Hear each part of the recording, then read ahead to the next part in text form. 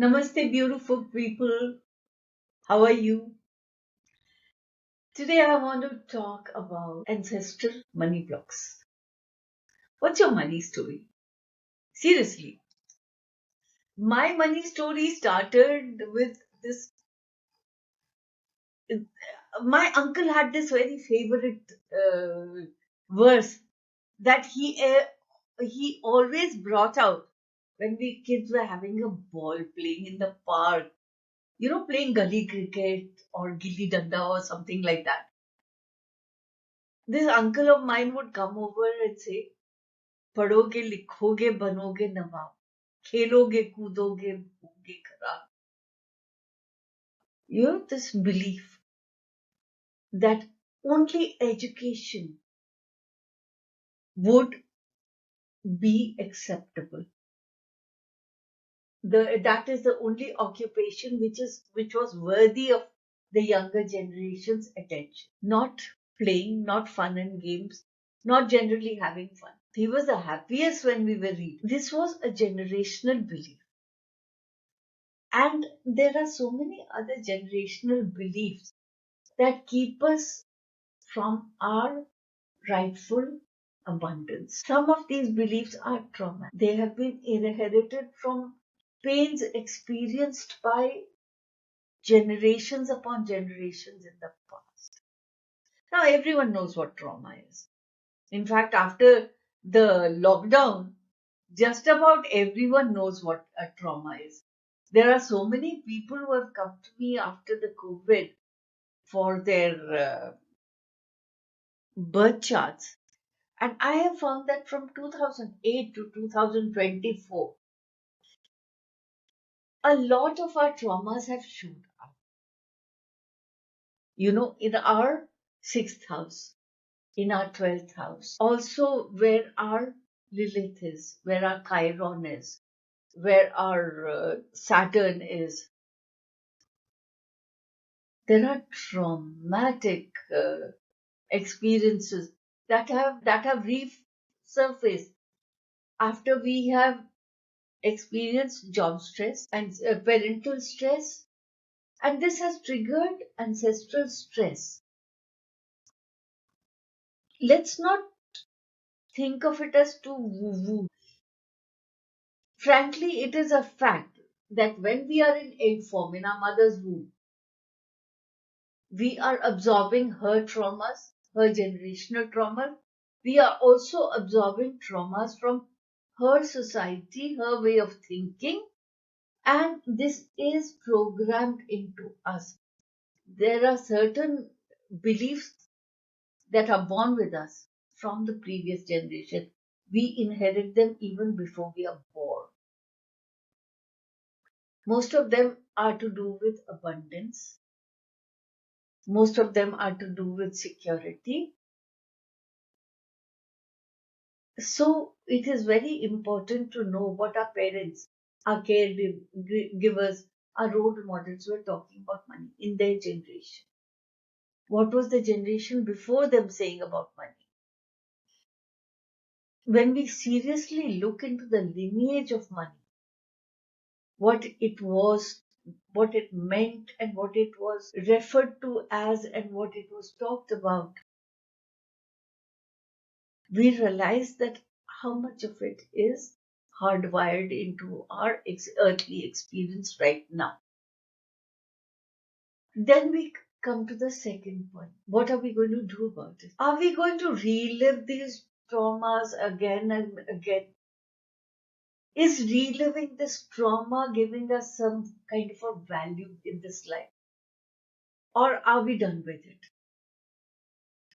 Do we want to move on? That enough said, enough done. Now I want to vibrate at a different frequency. I want to exchange this experience for some other experience. And then we encounter polarity. See, there is an upside and there is a downside to everything. We have ancestral trauma to do with money, but we also have ancestral stress. So when we are reliving these traumas, some twisted part of us thinks that we are honoring our ancestors. We are honoring their gifts to us. They were survivors, you see. They survived famine, disease, slavery, colonialism. They survived wars. They survived abuse. And they had strength.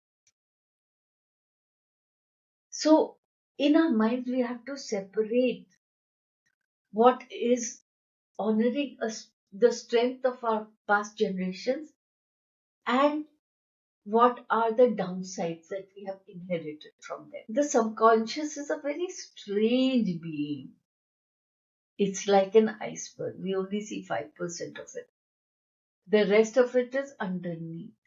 All your patterns, your programs, things you have picked up from the society, parental programming from your peers, from the past generation. We picked them up from the third trimester of our mother's pregnancy to the age of 7. This subconscious has already decided what we are. It's very interesting how this thing works, that verse I talked about. पढ़ोगे लिखोगे बनोगे नवाब. I started researching it once I grew up and I was getting familiar with the internet. I started Googling it and where does this belief come from? Because anyone in the esoteric knows that this is all so much bullshit. I mean, uh, we just get what we vibrate at. And Nawab kahan se banoge? I mean, only Nawab's children can become Nawabs. Where is this belief coming from? And I came across a very interesting nugget in history. It is something called the vagabond penalty. I think our attitude towards education, towards hard work, towards sweat of brow came from what we inherited from the British. In feudal Britain, the landless had a very cool time. They could live off the land, they could hunt, they could fish, and they could grow a few crops and they were set for life. They didn't have to pay taxes. They could disappear into the jungles and live forever happily. And this situation offended the landed gentry a lot. So they imposed something called the vagabond tax.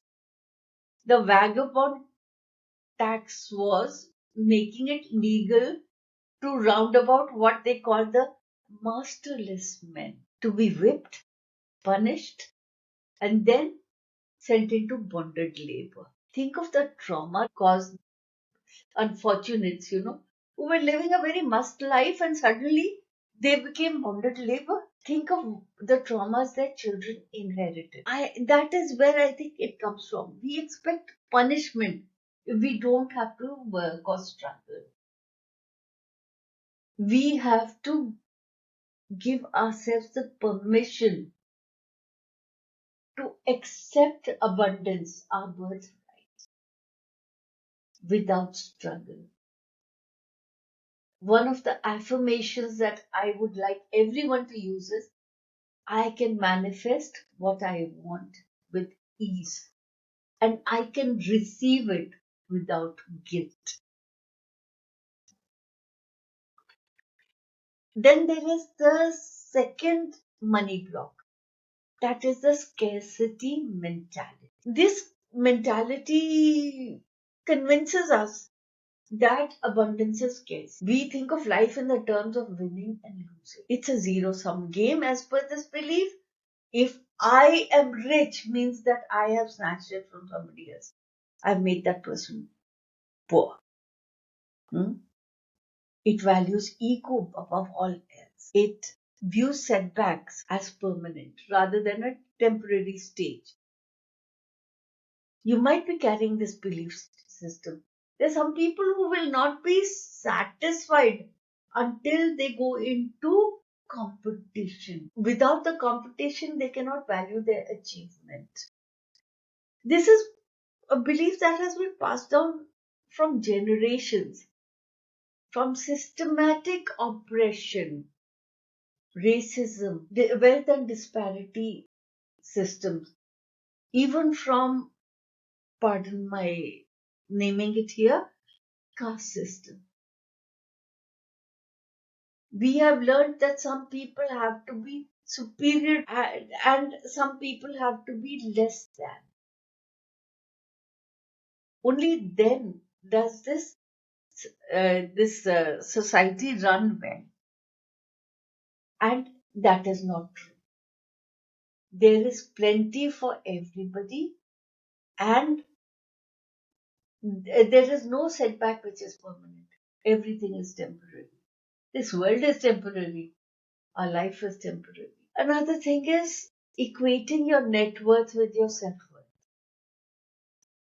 This is such a common money block. You have a certain salary, you have a certain title, you have a certain amount in the bank that makes you better or worse than the others. This is a system that has a built in combustion point, it is bound to fail.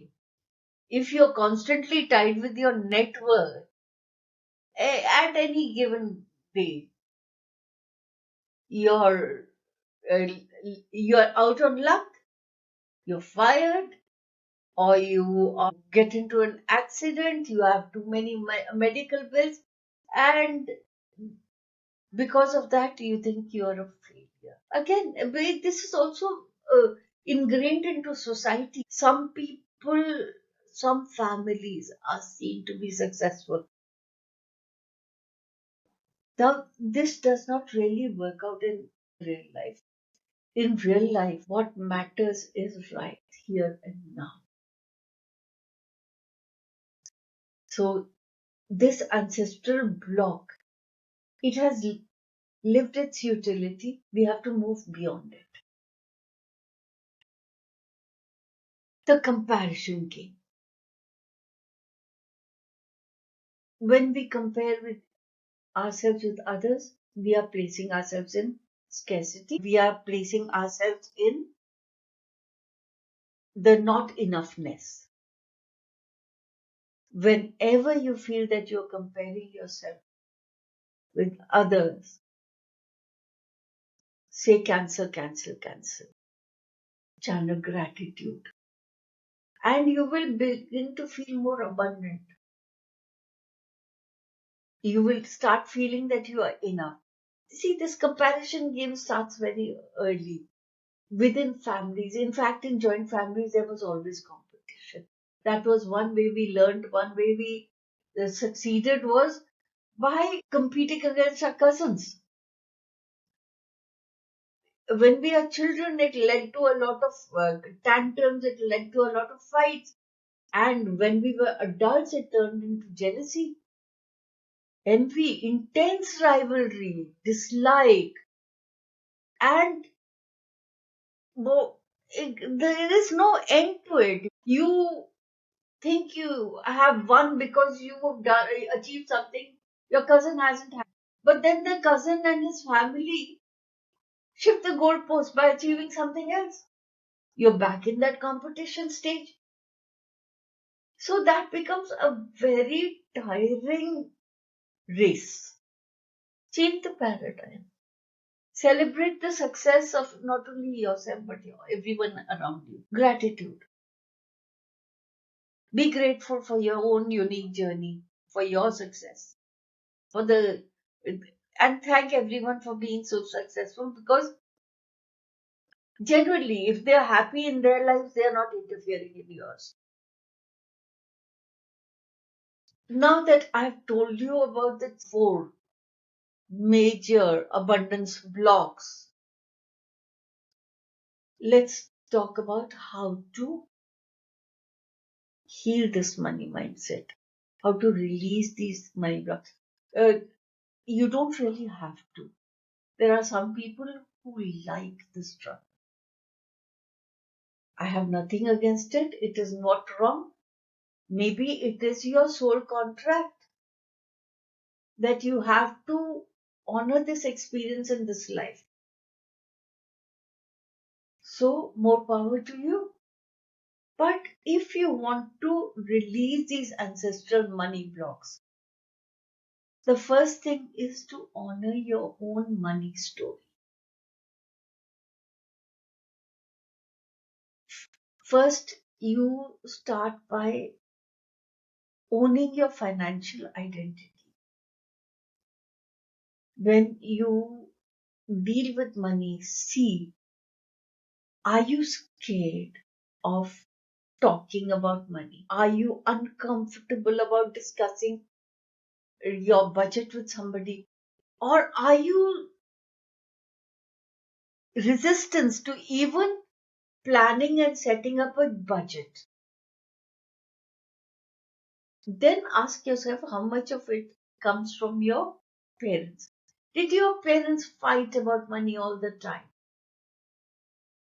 Were there bitter arguments about money, major emotional tantrums, physical violence all around money? Or was money a dirty secret, never talked about? So, what have you inherited?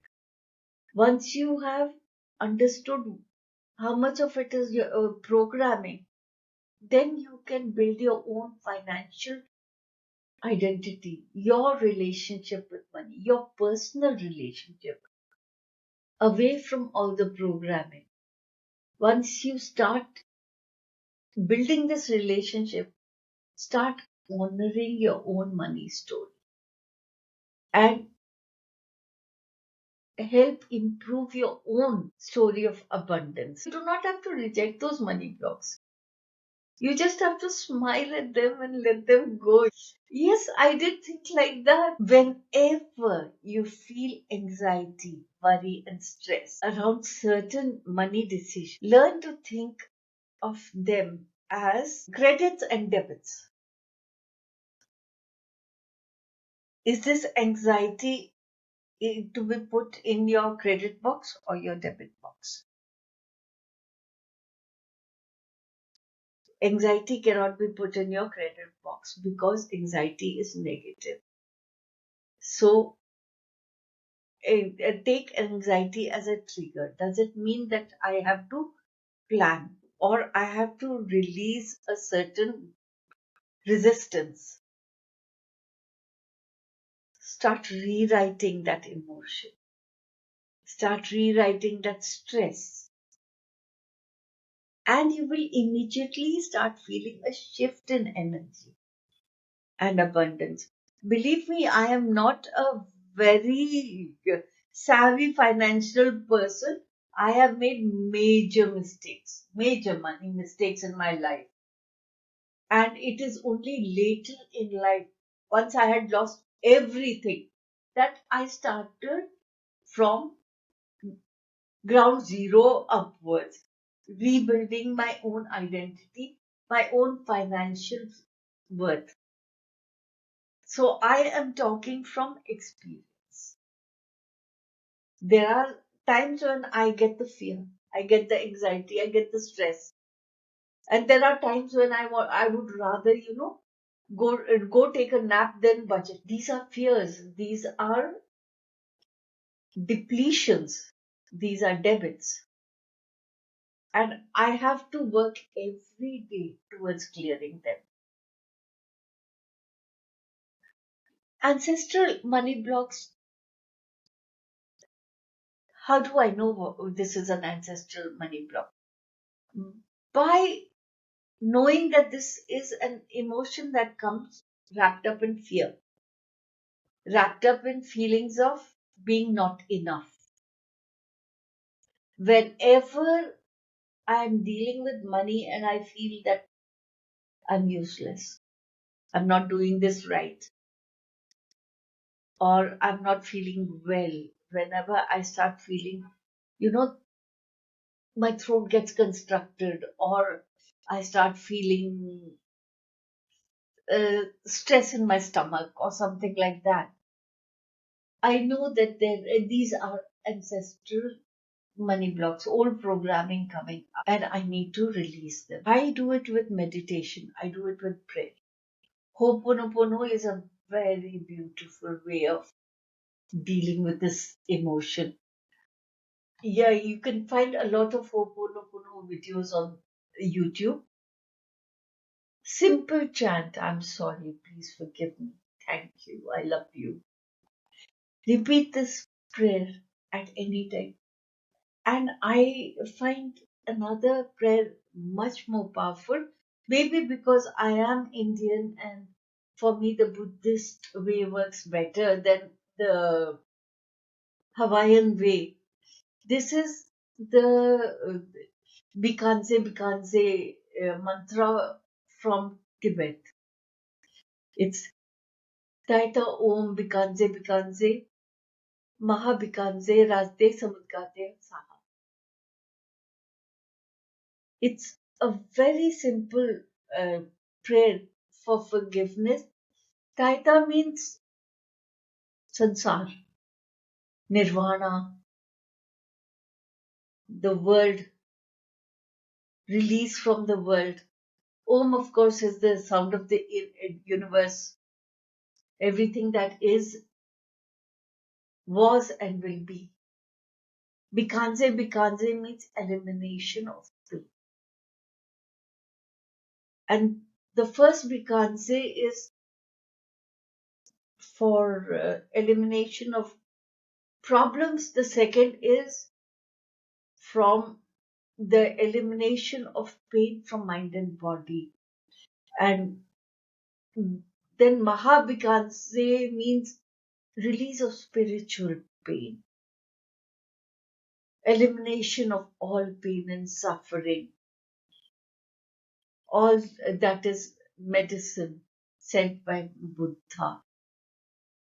Rasde Samudgate means most divine, whose wisdom is larger than the ocean. And Soha is pure devotion, intention, inner being. This is one of the most powerful mantras that I've found, and it has really worked for me. I've used it to heal a lot of things in my life, and I'm leaving a link to both these mantras in the information given below. You can use it to heal your money blocks. Thank you for listening to me. This is Ritu Lalit. Namaste.